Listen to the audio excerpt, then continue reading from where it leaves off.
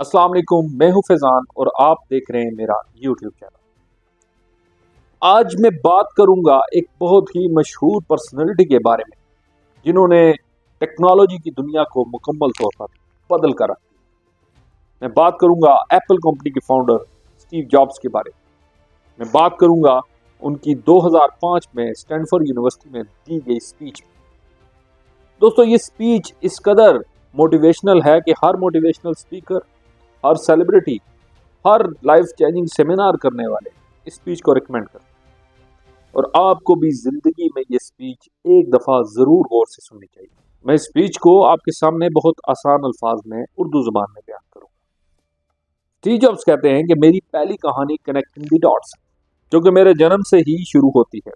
25 فروری 1954 کو جان کیرول چیبل اور عبد الفتح جندالی اس baby boy کے پیرنٹس بنے۔ جوائن شیبل کے فادر نے کبھی بھی اس ریلیشن کو ایکسیپٹ نہیں کیا، جس کی وجہ سے اسٹیو جابس کے ریئل پیرنٹس کو علیحدہ ہونا پڑا اور اسٹیو جابس کو انہوں نے اڈاپشن کے لیے چھوڑ دیا۔ جوائن خود ایک کالج گریجویٹ تھی۔ وہ چاہتی تھی کہ ان کے بیٹے کو اڈاپٹ کرنے والے یعنی گود لینے والے بھی پڑھے لکھے ہوں اور کالج گریجویٹ ہوں۔ اس لیے اسٹیو جابس کو پیدا ہونے سے پہلے یہ ڈیسائیڈ ہو گیا تھا کہ انہیں ایک لائر اور ان کی وائف اڈاپٹ کریں گے۔ لیکن جیسے اسٹیو جابس کا جنم ہوا، وہ اس دنیا میں آئے، ان لوگوں نے اسٹیو جابس کو اڈاپٹ کرنے سے منع کر دیا، کیونکہ وہ دونوں ایک بیٹی کو گود لینے کی امید سے تھے۔ وہی دوسرا کپل بھی تھا جنہیں ویٹنگ لسٹ میں ڈالا گیا تھا۔ تبھی کیلیفورنیا کے اس کپل کو کال آیا اور ان سے پوچھا گیا کہ ایک لڑکا پیدا ہوا ہے، کیا آپ اسے گود لینے میں انٹرسٹڈ ہیں؟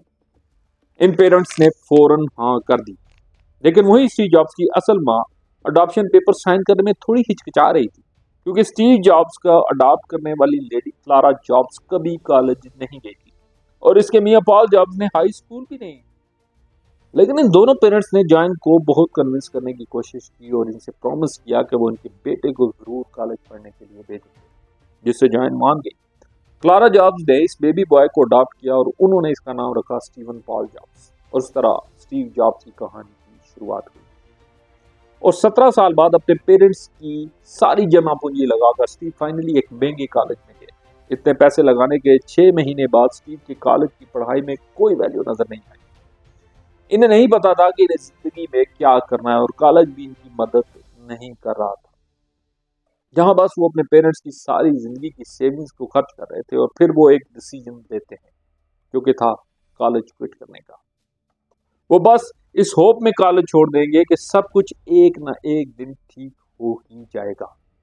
اس ٹائم یہ ڈیسیجن لینا ان کی زندگی کے لیے سب سے بڑی بیوقوفی لگ رہی تھی۔ انہیں بہت ڈر لگ رہا تھا، لیکن یہ ان کی لائف کا سب سے بیسٹ ڈیسیجن ثابت ہوا۔ کالج چھوڑنے کے ساتھ ہی وہ ان کلاسز کو بھی چھوڑ چکے تھے جو انہیں پسند نہیں تھی، اور اب وہ ان چیزوں پر فوکس کر پا رہے تھے جو انہوں نے ایکچوئل میں جن میں ان کو انٹرسٹ تھا۔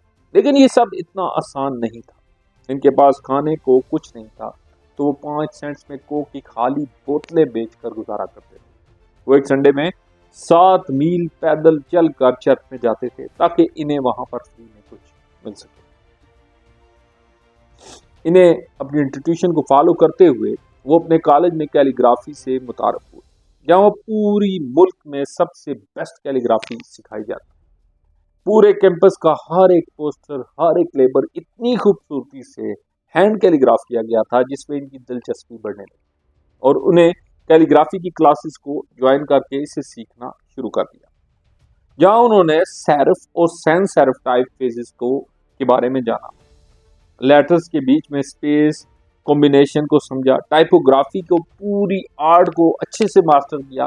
یہ سب کرتے وقت انہیں ذرا بھی آئیڈیا نہیں تھا کہ ان کی لائف میں پریکٹیکلی یہ چیزیں کیسے کام آنے والی۔ لیکن 10 سال بعد جب وہ اپنا سب سے پہلا میکنٹاش کمپیوٹر بنا رہے تھے، تب یہ سب فل سرکل میں آنے لگے۔ میک دنیا کی سب سے پہلا کمپیوٹر جس میں سب سے خوبصورت ٹائپوگرافی یوز کی گئی تھی۔ اب اگر ان کے پیرنٹس انہیں قبول نہ کیا ہوتا، اگر انہیں کبھی کالج نہ چھوڑا ہوتا، کیلیگرافی کی کلاسز نہ لی ہوتی، تو میک میں اتنی اچھی ٹائپوگرافی اور فونٹس نہیں ہوتے۔ انفیکٹ میک صرف میک میں نہیں، کیونکہ ونڈوز نے بھی میک کو کاپی کیا، تو اس لیے دنیا کے کسی بھی کمپیوٹر میں یہ سب نہیں ہوتا۔ لیکن پازیٹیو یا کتنے نیگیٹو ان کے لیے کتنے اچھے یا برے ہو سکتے ہیں، لیکن آج پیچھے مڑ کر ہم سارے ڈاٹس کو کنیکٹ ہوتا ہوا دیکھ سکتے ہیں۔ اس لیے اسٹیو کہتے ہیں کہ آپ کو بھروسہ کرنا ہوگا، آپ جو کر رہے ہیں وہ کیسے، لیکن کسی نہ کسی طریقے سے آپ کے گریٹر فیوچر کو سرو کرے گا، وہ کہیں نہ کہیں آپ کے فیوچر میں کنیکٹ کرے گا، سارے ڈاٹس ایک ایک کر کے آپس میں کنیکٹ ہوتے رہیں گے۔ آپ چاہے اسے لائف کہیں، گٹ فیلنگ، اپنی ڈیسٹنی، یا پھر کرما، کچھ بھی، کیونکہ جب آپ یہ یقین کرنے لگتے ہیں کہ آپ کے ساتھ جو کچھ بھی ہو رہا ہے وہ آگے جا کے آپ کے اچھے فیوچر میں کنیکٹ ضرور ہوگا، یہ مائنڈ سیٹ آپ کو کانفیڈنس دیتا ہے۔ آپ کو ریلائز ہوتا ہے کہ آپ کی لائف میں جو کچھ بھی ہو رہا ہے اس سب کے پیچھے ایک ڈیپر میننگ ہے، جو آپ کو تب سمجھ میں آئے گا جب یہ سارے ڈاٹس آگے جا کر ایک دوسرے سے کنیکٹ ہونے لگے گا۔ اور آگے جا کے میری سب سے بھیانک کہانی لو اینڈ لاس کی شروعات ہوتی ہے۔ اسٹیو جابز نے اپنے دوست اسٹیو وزنیاک کے ساتھ مل کر اپنے گراج میں ایپل کی شروعات کی۔ اس ٹائم دونوں ہی اپنے ارلی 20s میں تھے۔ دونوں لوگوں کے ساتھ ایک گراج میں شروع ہوا بزنس اگلے 10 سال میں 4000 امپلائرز کے ساتھ $2 بلین کی کمپنی بن گئی۔ اسٹیو ابھی 30 سال کے ہی ہوئے تھے، انہوں نے اپنا بیسٹ پروڈکٹ میکنٹاش ریلیز کیا تھا، لیکن انہیں اپنی ہی کمپنی سے، جس کمپنی کو اسٹیو نے اپنی پوری زندگی رات کی محنت سے کھڑا کیا تھا، اس کمپنی سے انہیں نکال دیا گیا۔ اسٹیو نے اپنی پوری زندگی، جوانی جس پر کام کیا، اچانک وہ سب کچھ ان سے چھین لیا گیا۔ انہیں کچھ سمجھ نہیں آ رہا تھا کہ اب آگے کیا ہونے جا رہا ہے۔ وہ ایک پبلک فگر بن چکے تھے، اس ٹائم پہ انہیں اپنی لائف کے سب سے ورسٹ اور برے فیز سے گزرنا پڑ رہا تھا، لیکن ایپل سے نکالے جانا ان کی لائف کا سب سے اچھا اور امپورٹنٹ مومنٹ ثابت ہوا، اور اگلے 5 سال ان کے زندگی کے کریٹو پیریڈ میں سے ایک بنے۔